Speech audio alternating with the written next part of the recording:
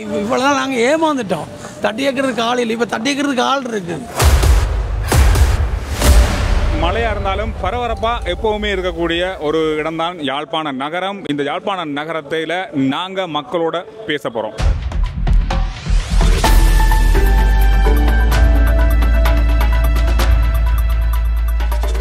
வணக்கம், எப்படி இருக்கீங்க?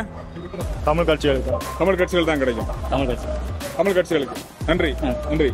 ஏன் எவ்வளோ வெறுப்பண்டா தமிழரசு கட்சிக்கு போடவே கூடாது. அவர்களை இல்லாமலே ஆக்கணும். அவர்கள் இவ்வளவு காலம் இருந்து எங்களோட இனத்துக்கு படு துரோகம் செய்திருக்கணும். நாங்கள் இவரை தான் போட போறோம். இவர் யாரு? நான் டாக்டர் ஸ்ரீ பவானந்தராஜா. இல்லாம தமிழ் மக்கள் மத்தியில் உங்களுக்கு தெரியும், ஜேவிபி அப்படின்றது தமிழ் மக்களுக்கு எதிரான சில கருத்துக்களையும் கோரிக்கைகளையும் அவங்களுக்கு எதிரான நடவடிக்கைகளையும் கடந்த காலங்களில் செஞ்சாங்க. அவங்களுக்கு கொண்டு வரப்படுகின்ற சில திட்டங்களை கூட பாராளுமன்றத்தில் எதிர்த்திருந்தாங்க. அதை எப்படி தமிழ் மக்கள் நம்பி வாக்களிக்கணும், எதுக்காக தேசிய மக்கள் சக்திக்கு மக்கள் வாக்களிக்கணும், அதை மட்டும் சொல்லுங்க. அது கூட அந்த ரோட் திறந்தது கூட சொல்றாங்க, அது தேர்தலுக்காக திறந்ததுன்னு சொல்றாங்க. அது கூட அப்படி இதுக்கு முதல் தேர்தல் வரலையா? வந்தது தானே, அதில் யாரும் செய்யலையே. இப்போ அவர் செஞ்சிருக்காரு அப்படின்னு சொன்னேன். டிவி உங்களோட ப்ரோக்ராம் கேட்டு கேட்டு எனக்கு பைத்தியமே பிடிக்க போயிருக்கு. அப்படியா? பைத்தியம் பிடிக்கிற அளவுக்கு இருக்குது ஒவ்வொன்றும். தமிழர்களுக்கு ஏன்னா தமிழர்களுக்கு எப்போ பார்த்தாலும் ஏமாத்திட்டு இருக்கிறானுங்க. நீங்க வெளிநாட்டுல இருந்து பார்க்கும்போது என்ன நினைக்கிறீங்க இந்த அரசாங்கத்துடைய நிலைமை பற்றி? இந்த புளியை பாருங்க, யார் ஆட்சிக்கு வந்தாலும் என்ன மாற்றம் வந்தாலும் இந்த விஷயத்தை கட்டாயம் பாருங்க. சண்டைக்கு வர சொல்றாங்களா, சண்டைக்கு வர சொல்றாங்கன்னு தெரியல. மாற்றம் வரலாம், புதுமுகம். தமிழ் கட்சிகள் இருந்தாலும் மாற்றம் வரலாம், புதுமுகம். ஓகே, நன்றி, வாழ்த்துக்கள். அண்ணா வணக்கம், நல்லா இருக்கீங்களா? வணக்கம். என்ன கூட இது எங்க போறீங்க? பாய் போட நல்ல இது என்ன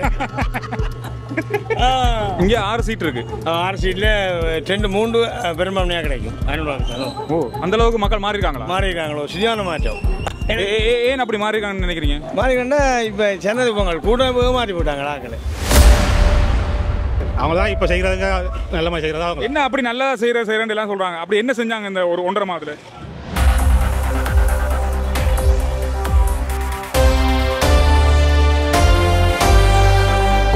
இந்த தேர்தலுடைய இறுதி கிழமை இது, அதாவது இறுதி வாரம். யாழ்ப்பாண நகரம் எப்படி இருக்கு?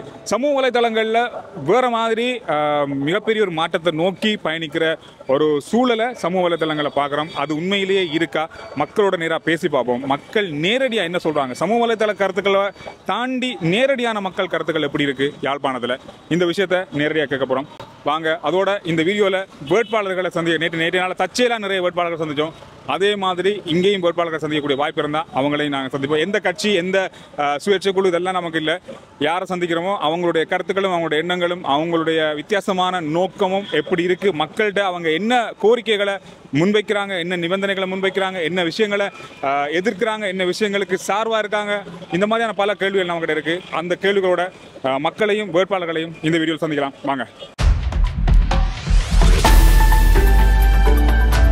வணக்கம், எப்படி இருக்கீங்க எல்லாரும்? நல்லா இருக்கீங்களா? Good morning. வணக்கம், எப்படி இருக்கீங்க? நல்லா இருக்கேன். ஓகே, எந்த கட்சிக்கு ஆதரவு கிடைக்கும்னு நினைக்கிறீங்க? தேசிய மக்கள் சக்திக்கா இல்லை தமிழ் கட்சிகளுக்கா? தேசிய மக்கள் சக்தி தான். இப்போ அவற்ற நடவடிக்கைகள் சரியாக இருக்குது, அப்படி தான் போய் கொண்டிருக்கோம். அவர் நடவடிக்கை சரியாக இருக்குது. என்ன விஷயத்தில் சரியாக இருக்குன்னு நினைக்கிறீங்க நீங்கள்? ஏன்னா அவர் அந்த ஊழல் சம்பந்தமாக அதான் முக்கியம் நாட்டுக்கு. அப்படி ஒரு சரியான ஒரு நடவடிக்கை எடுத்து சரியாக வருமா இருந்தால் எங்களோட நாடு நல்ல சிறப்பாக எல்லா இதுலேயும் சிறப்பாக செயல்படும்.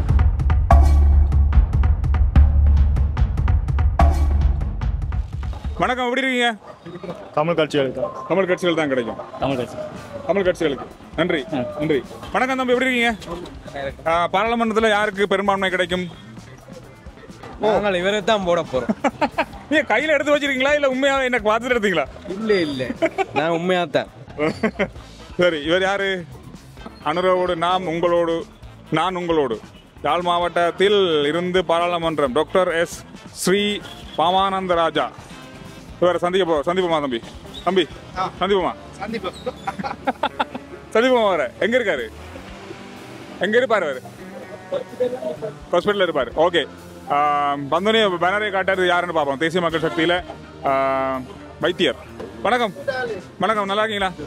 மாற்றத்தை தேடி வந்தவங்களுக்கு நிச்சயமாக அதிகம் வாக்கு கிடைக்க தான் போகுது. மாற்றம் கொண்டு தான் வேண்டுமென்னு நினைச்சேன். நாங்கள் மாற்றம் வந்துட்டுது, நிச்சயமாக அவங்க தான். ஐயா வணக்கம், எப்படி இருக்கீங்க? நல்லா இருக்கீங்களா? எப்படி மழையெல்லாம் இருக்கு? மழையோட சாமான் வாங்க வந்திருக்கீங்க. வந்திருக்கிறோம். இந்த முறை பாராளுமன்ற தேர்தலில் யாருக்கு பெரும்பான்மை கிடைக்கும்னு நினைக்கிறீங்க? அன்றாவது தான் வேறு யாருக்கு? தமிழ் கட்சிகள் நிலைமை என்ன? தமிழ் கட்சிகளெல்லாம் சிதறி போயிட்டு ஒருத்தருக்கும் போடக்கூடாது.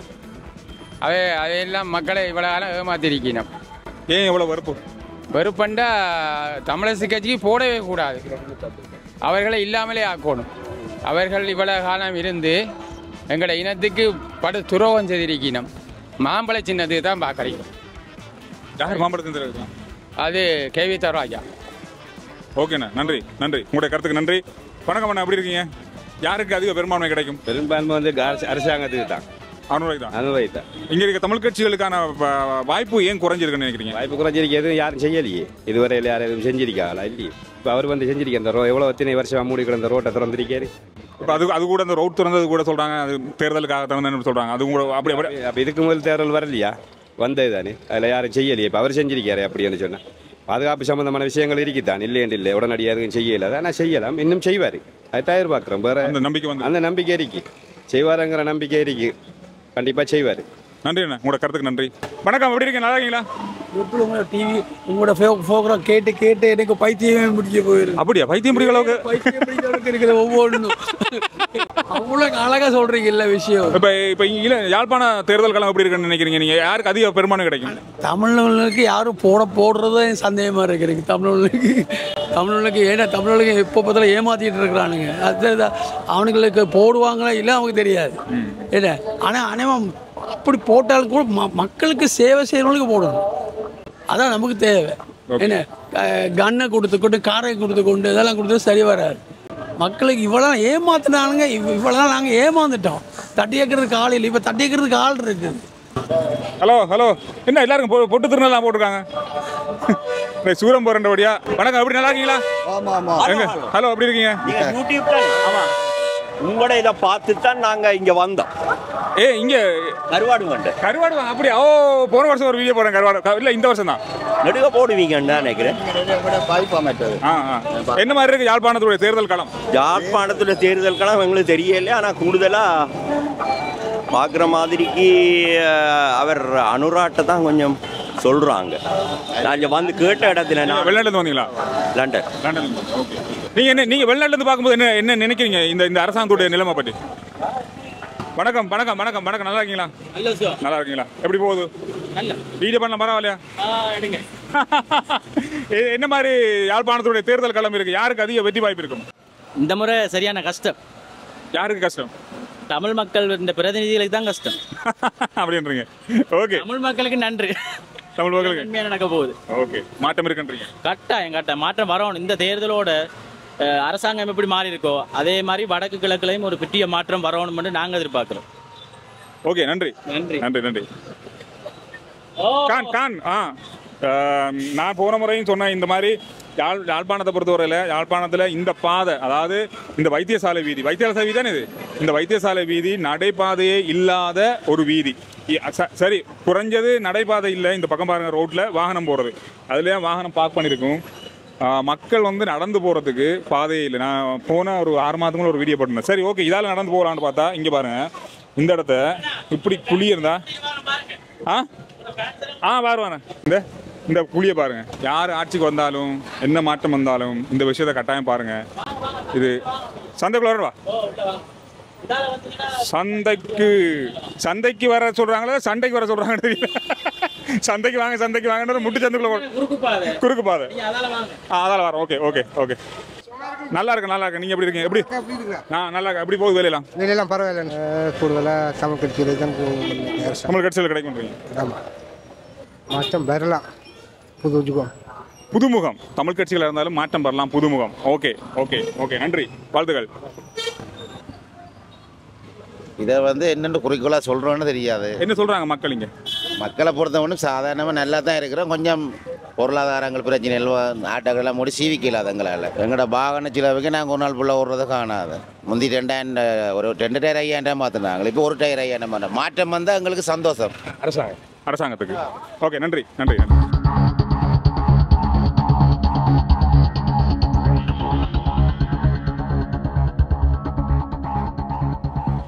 அண்ணா வணக்கம். நல்லா இருக்கீங்களா? வணக்கம். என்ன கூட இது பார்க்குறேன். எங்க போறீங்க? பாய் போட நல்லா இது என்ன நியூஸ் பார்க்க மாட்டீங்களோ? பார்க்குறேன். பாப்பீங்களா?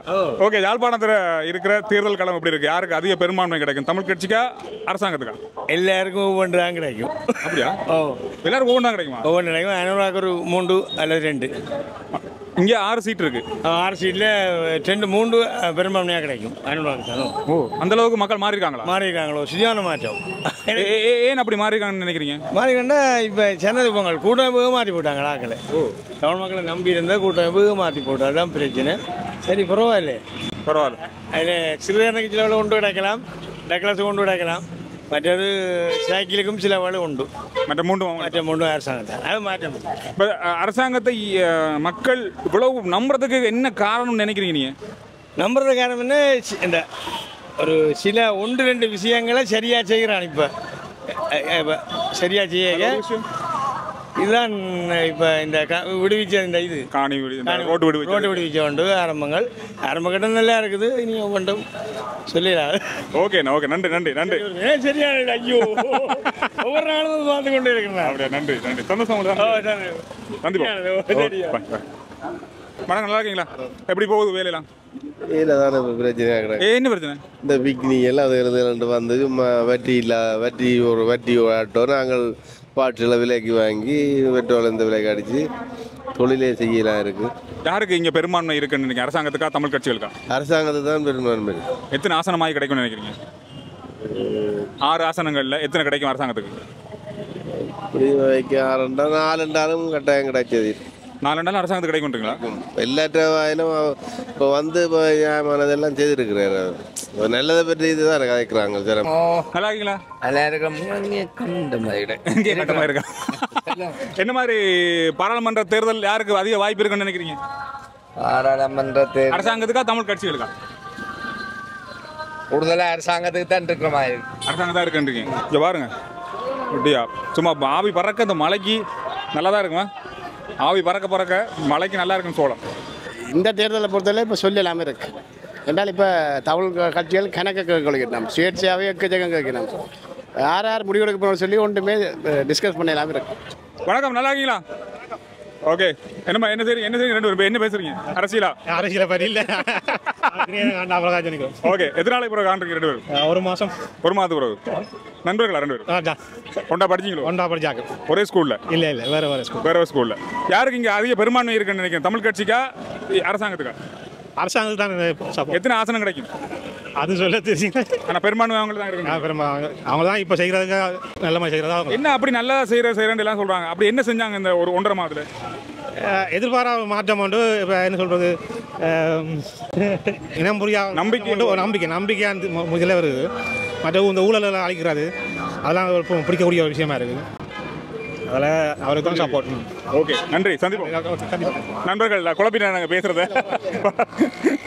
வணக்கம். நீங்கள் யாரும் உங்களுடைய பேர் என்ன? நான் டாக்டர் ஸ்ரீ பவானந்தராஜன். நான் பிரதி பணிப்பாளராக யாழ்ப்பாணம் போதனா வைத்தியசாலையில் சுமார் 20 வருடங்கள் கடமையாற்றிவிட்டு இன்று மூளாய் கூட்டுறவு வைத்தியசாலையிலே ஒரு மருத்துவ பணிப்பாளராக வேலை செய்து கொண்டிருக்கின்றேன்.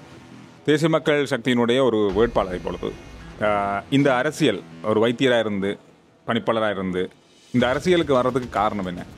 உண்மையிலே நான் இந்த அரசியலுக்கு வருவதற்கு முக்கிய காரணம் இந்த நாட்டிலே ஒரு மாற்றத்தை ஏற்படுத்த வேண்டும். இப்போ தெற்கிலே ஏற்பட்ட இந்த ஒரு மாற்றம் வடக்கிலும் வர வேண்டும், மக்கள் நிம்மதியாக வாழ வேண்டும், ஊழலற்ற ஒரு சமுதாயம் வர வேண்டும், வினைத்திறனான ஒரு அரசாங்கம் இருக்க வேண்டும் என்ற ஒரு நோக்கத்தோடு தான் நான் இந்த அரசியலுக்கு வந்திருக்கின்றேன். அத்துடன் நமது தமிழ் மக்களுக்கு ஏற்கனவே இருக்கின்ற பிரச்சனைகள், அன்றாட பிரச்சனைகள்லாம் அநேகமாக தீர்க்க வேண்டி இருக்கிறது. உதாரணமாக தமிழ் மக்கள் தாங்கள் உண்மையிலே ஒரு சமத்துவமாக இந்த நாட்டிலே வாழ வேணும், கௌரவ பிரஜைகளால் வாழ வேண்டும் என்ற ஒரு சில எமது தலைவர் ஜனாதிபதி அவர்களின் இந்த அவருடைய வேண்டுகோளும் அவருடைய நோக்கமும் அப்படி இருக்கிறபடியால் அவரோடு சேர்ந்து பயணிக்கலாம் என்ற நோக்கத்துடன் தான் நான் இந்த அரசியலிலே களம் புகுந்திருக்கின்றேன். அதாவது தேசிய மக்கள் சக்தியை தெரிவு செய்கிறதுக்கு காரணம் என்ன? தேசிய மக்கள் சக்திக்கும் உங்களுக்கும் எந்த நெருக்கம் எப்போ ஆரம்பித்தது? உண்மையிலேயே நான் அரசியல் ஈடுபட்டவன் அல்ல, நிர்வாகத்துறையிலே தான் இருந்தேன். ஆனால் அந்த அண்மையில் ஏற்பட்ட மாற்றம், அவரது கொள்கைகள், இந்த நாட்டை உண்மையில் முன்னேற்ற வேண்டும், மானசீகமாக அவற்றை விருப்பங்கள், எல்லோரும் சமன், எல்லோருக்கும் நீதியாக இருக்க வேண்டும் என்ற ஒரு அவருடைய அந்த கொள்கை என்னை அரசியலில் ஈடுபட்டு அவரோடு சேர்ந்து பயணித்து நாங்களும் எமது தமிழ் மக்களுக்கும் ஏதாவது நல்லதுகள் செய்ய வேண்டும் என்ற ஒரு நோக்கத்தோடு தான் நான் இந்த அரசியலில் கிளம்பு வந்திருக்கின்றேன். யாழ்ப்பாணத்தை பொறுத்தவரை குறிப்பாக தமிழ் மக்களுக்கு என்ன பிரச்சனை, என்ன அடிப்படை தீர்வு வேணும்னு நினைக்கிறீங்க நீங்கள்? உண்மையிலே முதலாவதாக எமது தமிழ் மக்கள் சிங்கள மக்களோடு சேர்ந்து சம உரிமையோடு கௌரவமாக வாழ வேண்டிய ஒரு தேவை தான் முதலாவதாக இருக்கின்றது. நாங்கள் இப்போ அதை நோக்கித்தான் பயணிப்போம். பொதுவாக தமிழ் மக்களுக்கு நிறைய இருக்குது. இப்போ சிங்கள மக்களோட சேர்ந்து ஒன்றாக அவங்களுக்கு கிடைக்கிற சலுகைகள் கிடைக்கிறதுன்னு தாண்டி தமிழ் மக்களுக்கு சில முக்கியமான கோரிக்கைகள் இருக்குது. கடந்த கால அரசாங்கங்களாக இருக்கட்டும், ஏற்கனவே தமிழ் கட்சிகள் அந்த கோரிக்கைகள் தொடர்ச்சியாக முன்வைக்கிறாங்க. இதுவரை காலம் இந்த 30-40 வருஷமும் தமிழ் கட்சிகளுக்கு என்னதான் அரசாங்கத்தில் அவங்க அங்கம் வகிக்காவிட்டாலும், அமைச்சு பதவிகள் அவங்க எடுக்காவிட்டாலும், தமிழ் மக்கள் அவங்கள நம்பி எங்களுடைய கோரிக்கைகளை நிறைவேற்றுறதுக்காக அவங்களுக்கு தொடர்ச்சியாக வாக்களித்திருக்காங்க. அதிலிருந்து மாறுறதா இருந்தால், அதிலிருந்து மக்கள் மாறுறாங்க அப்படின்ற ஒரு சூழல் இப்போ உருவாகியிருக்கு. அந்த சூழலை உங்களுடைய அரசாங்கமும் அல்லது தேசிய மக்கள் சக்தியினுடைய வேட்பாளர்களும் இதே விஷயத்தை கொண்டு போகிறீங்களா, இல்லை ஏதாவது வேறு விஷயங்களை நீங்கள் அரசாங்கத்தில் கோரிக்கையாக முன்வைக்க போகிறீங்களா? உண்மையிலே நாங்கள் வைக்க இருக்கிறது மக்களின் தேவைகள், மக்களுக்குள்ளே தற்சமயம் இருக்கின்றதை நாங்கள் நிவர்த்தி செய்யணும். உதாரணமாக காணாமல் போனவர்கள் பிரச்சனை இருக்கின்றது, சிறையிலே வாடுகின்ற உறவுகளின் பிரச்சனை இருக்கிறது, நிலங்கள் பாதைகள் திறக்கப்படாமல் மக்கள் இன்னும் அவதி மாங்கலும் உறவினர்களிடம் வாழ்ந்து கொண்டிருக்கிறார்கள், அது தீர்க்க வேண்டி இருக்கின்றது. அத்துடன் மக்களுக்குரிய வாழ்க்கை தரத்தை உயர்த்துவதற்கு வேண்டிய எல்லா வசதிகளையும் செய்து கொடுக்க வேண்டி இருக்கிறது. இதற்கு மேலாக நாங்கள் ஒரு கௌரவ பிரஜைகளாக நாங்களும் இந்த நாட்டு மக்களே என்று வாழ வேண்டியதுதான் என்னுடைய முக்கிய நோக்கமாக இருக்கு. நீங்கள் நம்புறீங்களா, இதுவரை காலமும் தமிழ் பிரதிநிதித்துவத்தையும் தமிழர் பாரம்பரியத்தையும் நம்பி தமிழ் கட்சிகளுக்கு மக்கள் வாக்களிச்சிருக்காங்க, அதிலிருந்து மாறி தேசிய மக்கள் சக்தியை நம்பி, தேசிய மக்கள் சக்தியினுடைய வேட்பாளர்கள் நம்பி வாக்களிப்பாங்கன்னு நீங்கள் நம்புறீங்களா? உண்மையில் இந்த முறை அவர்கள் நிச்சயமாக மாறித்தான் வாக்களிக்க இருக்கிறார்கள். ஏனெனில் இவ்வளவு காலம் இருந்த கட்சிகள், தமிழ் கட்சிகள், தேசியம் அப்படியா சொல்லி மக்களின் வாக்குகளை பெற்றார்களே ஒழிய மக்களுக்காக எந்த ஒரு சேவையும் செய்யவில்லை, அல்லது மக்களுக்கு இருக்கின்ற இந்த பிரச்சனைகளுக்கு ஏதாவது முகம் கொடுத்தார்களான அதுவும் இல்லை, அதற்கு தீர்வும் எடுத்து கொடுக்கவில்லை. அதை பற்றி அவர்கள் பெருசாக அலட்டிக்கொள்ளவே இல்லை. அதாவது இதே விஷயத்தை தேசிய மக்கள் சக்தி செய்தா மக்கள் உண்மையாக நாங்கள் என்ன செய்ய, நாங்கள் இதை வலியுறுத்துவோம். நாங்கள் வெற்றியும் அவர்களும் வலியுறுத்துறாங்க, அவங்களும் இதுவரை காலம் வலியுறுத்திருக்காங்க, நடக்கலை.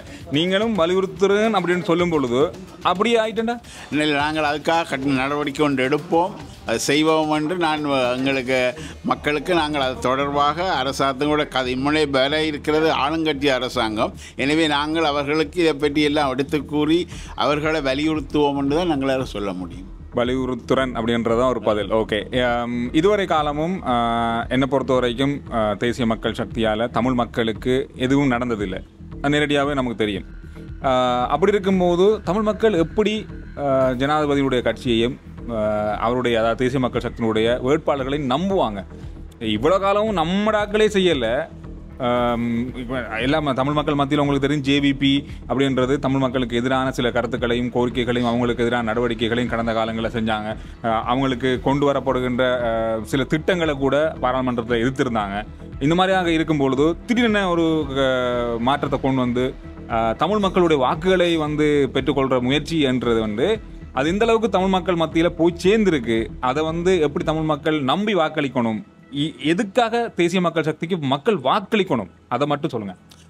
உண்மையில் மக்கள் வாக்களிக்க தயாராக இருக்கிறார் என்றால் ஒரு மாற்றத்தை எதிர்பார்த்தும் இதுவரை வாக்களித்து எதுவுமே நடக்கவில்லை என்ற ஒரு விரக்தியிலும் இந்த முறை ஒரு சந்தர்ப்பத்தை இந்த அரசாங்கத்துக்கு கொடுத்து பார்க்கலாம் என்ற ஒரு நோக்கத்தோடு மக்கள் இன்று அநேகமாக எல்லாரும் தேசிய மக்கள் சக்தியை ஆதரிப்பதாக இருக்கின்றார்கள். ஓகே, 34 வருஷத்துக்கு பிறகு ஒரு பாதை திறக்கப்பட்டது.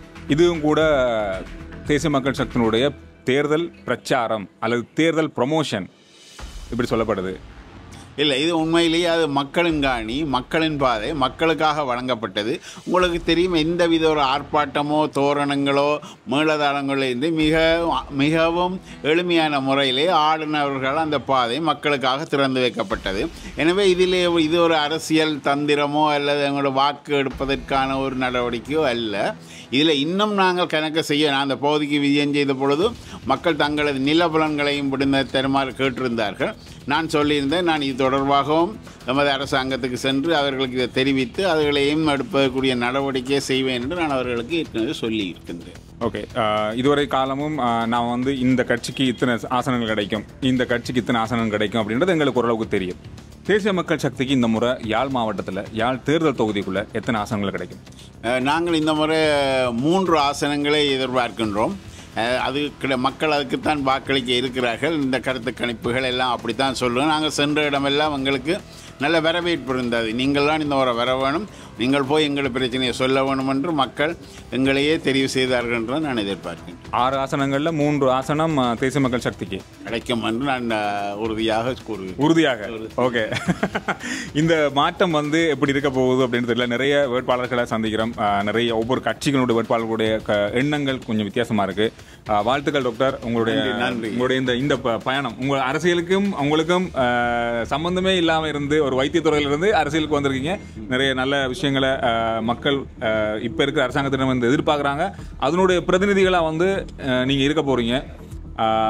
நேர்மையான ஊழலற்ற அரசியலை அடுத்த தலைமுறைக்கு கொண்டு போகிறதுக்கான ஒரு ஆரம்ப படி என்று சொல்லலாம். இது இனிதான் ஆரம்பிக்க போகிறாங்க, இவ்வளோ காலம் இல்லை. அந்த பணியில் ஈடுபட்டமைக்கு நன்றி. மீண்டும் ஒரு முறை நான் உங்களை சந்திக்கிறேன். வெற்றிக்கு வாழ்த்துக்கள் உங்களுக்கும் கட்சிக்கும். நன்றி. வணக்கம்.